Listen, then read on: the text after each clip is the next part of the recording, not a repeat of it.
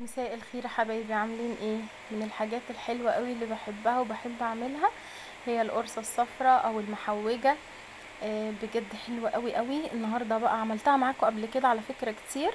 النهاردة هعملها بقى بطريقة زمان، بطريقة كده ايامنا الحلوة بتاعت زمان دي، بتاعت امهاتنا. هعملها النهاردة بطريقة حلوة قوي، بجد هتعجبكم. عايزه اقول لكم دايبه وحلوه جدا. بصي بصي عامله ازاي، بجد تحفه. وطعمها كمان وريحتها فظيعه، بجد كانت جباره. عايزاكم تتابعوا معايا الفيديو وتشوفوا الطريقه الحلوه دي. عملناها مع بعض ازاي، زي ما قلت لكم بطريقه زمان كده، بطريقه حلوه قوي. هنعملها مع بعض، بجد تستاهل بقكم. اتمنى تجربوها وتقولوا لي رايكم تحت في التعليقات. بصي دايبه، بجد دايبه، وريحتها كمان فظيعه، ريحه وطعم خطير. اول حاجه انا هعمل نص كيلو دقيق. حاطاه هنا عندي في حله، هقول لكم ليه دلوقتي واحنا شغالين. ده نص كيلو من الدقيق، نخلته، اهم حاجه تنخليه كويس. حطيت له رشه بسيطه من الملح وباكو بيكنج باودر. تمام.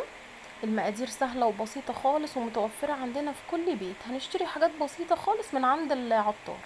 قلبت كده البيكنج باودر والملح مع الدقيق. هحط نص كوبايه من المحوجه. بتروحي للعطار بتقولي له عايزه محوجه، اللي هي القرصه، عايزه يعني لو هتعملي القرصه الصفرا تقولي له عايزه محوجه بقد كده، فبيديكي ده نص كوبايه على نص كيلو دقيق. حطيت كمان ربع كوبايه من جوز الهند او معلقتين كبار. ربع كوبايه من جوز الهند او معلقتين كبار بيدوا ريحه وطعم فظيع، بجد حلو قوي. هقلب كده حلو قوي كده الدقيق مع المحوجه والبيكنج باودر والملح والجوز الهند. كده بقت عندي الدقيق جاهز. هنا بقى عندي حله كمان هحط فيها كوبايه من الزيت ونص كوبايه من السمنه. لو حابه تحطي سمنه بلدي تمام، انا عاملاها نباتي خفيفه. كوبايه من الزيت ونص كوبايه عاديه من السمنه النباتي. هحطهم على البوتاجاز يقدحوا. مش هعملها المره دي بقى معاكم على البارد، لا انا هعملها كده على السخن بطريقه زمان، الطريقه الاصليه بتاعه المحوجه. خدت كده في طاسه كام معلقه كده من السمنه على الزيت، وحطيت عليهم نص كوبايه من السمسم. ده سمسم ابيض هحمصه، ما اشتريتهوش جاهز عشان التحميصه بتاعته لما انت بتحمصين في البيت كده بيدي ريحه وطعم حلو قوي قوي للمحوجه. فحطيت نص كوبايه على نص كيلو دقيق. تمام. وهحط كمان ربع كوبايه كده من حبه البركه او معلقتين كبار، يبقى كوبايه ونص زيت على سمنه. كوبايه زيت على نص كيلو ونص كوبايه سمنه. حابه تحطي سمنه بلدي تمام، سمنه نباتي مفيش مشكله، انا حاطه سمنه نباتي يعني على فكره عاديه. حطيتهم على البوتاجاز يقدحوا، خدت منهم كام معلقه كده في طاسه وحطيت عليهم نص كوبايه سمسم وربع كوبايه محوجه او معلقه حبه البركه سوري، او معلقتين كبار.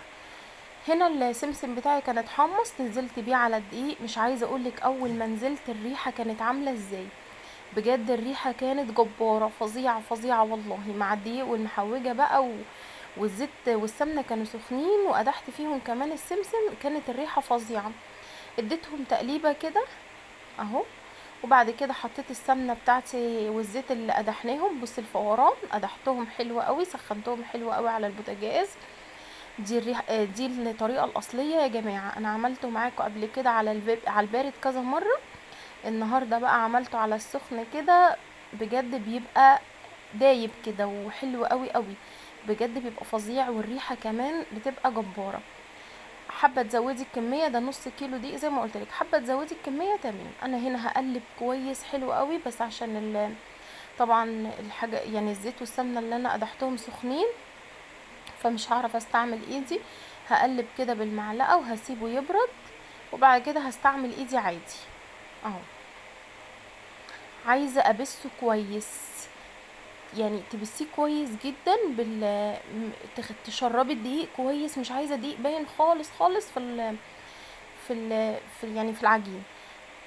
عايزه ابسه كويس زي كأني بنعمل كحك، تبسيه كويس جدا وتخلي الدقيق يختفي خالص اهو. هفضل اقلب حلو جدا جدا كده وبالمعلقه وبايدي اهو. هنا هزود نص كوبايه سكر بودره. حابه تزودي السكر تمام. انا عايزه اقولك المقادير دي لو مشيتي معاها بيها يعني بالظبط كده هتاخدي احلى نتيجه والله. ولا تزودي ولا تقللي. نص كوبايه سكر كان مظبوط جدا. في ناس بتحبه مسكر شويه فبيحطوا كوبايه سكر بودره. انا بالنسبه لي نص كوبايه سكر بودره دي كانت مظبوطه جدا.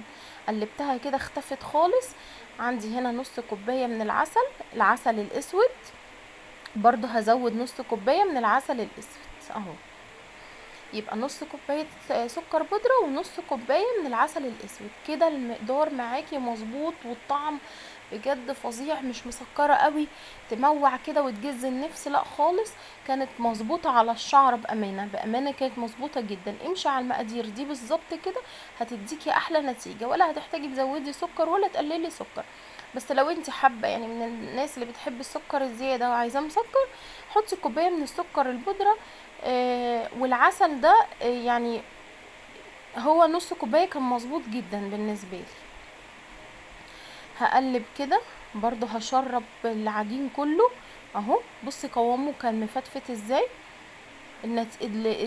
هو دي اللي انا عايزاه. بصي لما بقى عجينه بايدي كده بيتلم، واجي ادوس عليها تفرفت.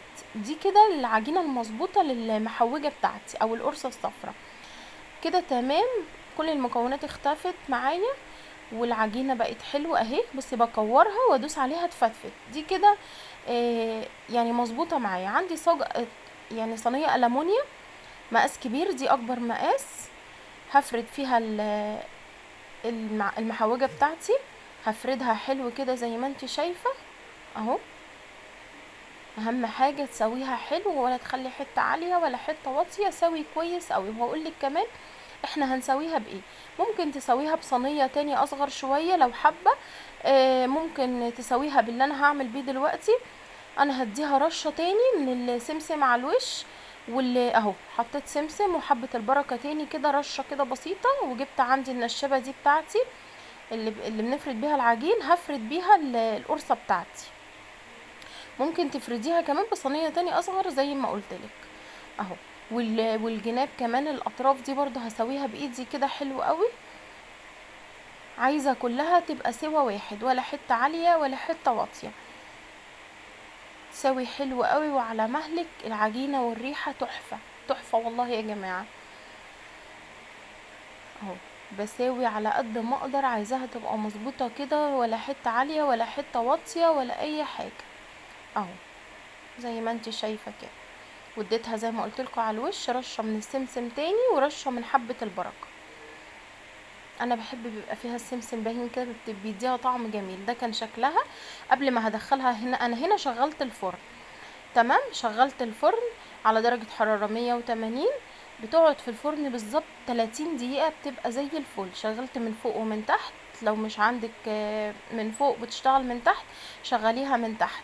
اول ما تلاقي الجناب عندك احمرت ممكن تديها لون بسيط. هي اصلا القرصة ما بتاخدش لون من فوق يعني على فكرة. انت تشغلي من تحت بس. بتاخد نص ساعة وتبقى زي الفل. وقبل ما تدخليها الفرن لازم تقطعيها، عشان لما بتخرجيها وتيجي تقطعيها تفتفت معاكي. انا هنا قطعتها كده الشكل اللي انت عايزاه اهو. هدخلها بقى الفرن وهوريها لكم بعد ما دخلتها الفرن. هنا خرجت. هسيبها كده تهدى وهعيد على التقطيع اللي انا كنت مقطعاها قبل ما ادخلها. يعني اول ما خرجتها بعيد عليها تقطيع. اول ما تخرجيها ما تسيبهاش تبرد، يعني اول ما تخرجيها تعيدي على التقطيع بتاعك. وزي ما انت شايفه كده بعيد على كل التقطيع اللي انا قطعته في الاول قبل ما ادخلها، عشان لو بردت وهديت معايا وجيت اقطعها الاقيها فتفتت خالص. فانت اول ما بتخرجيها بتعيدي على التقطيع اللي انت كنتي مقطعاه. بجد تحفه. فطار بقى جنب كوبايه شاي كده او في العشاء، بجد فظيعه ومغذيه. وحاجه حلوه كمان للولاد، فيها عسل اسود كمان. حاجه بجد مغذيه جدا وحلوه. مكوناتها سهله وبسيطه خالص ومتوفره عندنا في كل بيت. المحوجه بس اللي انت هتشتريها من بره. وطبعا العسل الاسود يعني كتير بيبقى عنده في البيت عسل اسود عشان ولادنا. بجد حلوة قوي. مكوناتها سهلة زي ما انت شايفة كده. امشي على المقادير مظبوط زي ما انا عملت كده، والله هتاخدي احلى نتيجة واحلى طعم واحلى ريحة كمان. فظيعة. هنا بصي بصي بصي دايبة بجد دايبة. بصي شكلها من جوه عامل ازاي. بجد بتدوب كانت في البق، والله تستاهل بقكم بجد. اتمنى ان انتوا تجربوا الطريقه بتاعتي دي، وتجربوا الوصفه وتمشوا على المقادير مظبوط زي ما انا قلت لكم. حابه تزودي الكميه براحتك، دي كانت نص كيلو، دي اعمل لي الصاج اللي انتوا شايفينه ده، ده اكبر مقاس. بجد كانت فظيعه، ريحه وطعم جباره. بصي شكلها عامل ازاي، ومن جوه قلبها عامل ازاي، دايب بجد. بألف هنا وشفا يا رب على كل اللي كل. بصي بصي دايبه ازاي، بصي بصي عامله ازاي، بجد فظيعه كانت. يا رب الفيديو والطريقه بتاعتي تكون عجبتكم. لو عجبتكم ما تنسونيش باللايك واشتراك في القناه وتفعيل الجرس عشان يوصلكم مني كل فيديو جديد انا بنزله، وعشان كمان تشجعوني ان انا انزل لكم فيديوهات جديده. بجد النص كيلو عمل لي كميه حلوه قوي. بألف هنا وشفا، واقول لكم مع الف سلامه، باي باي.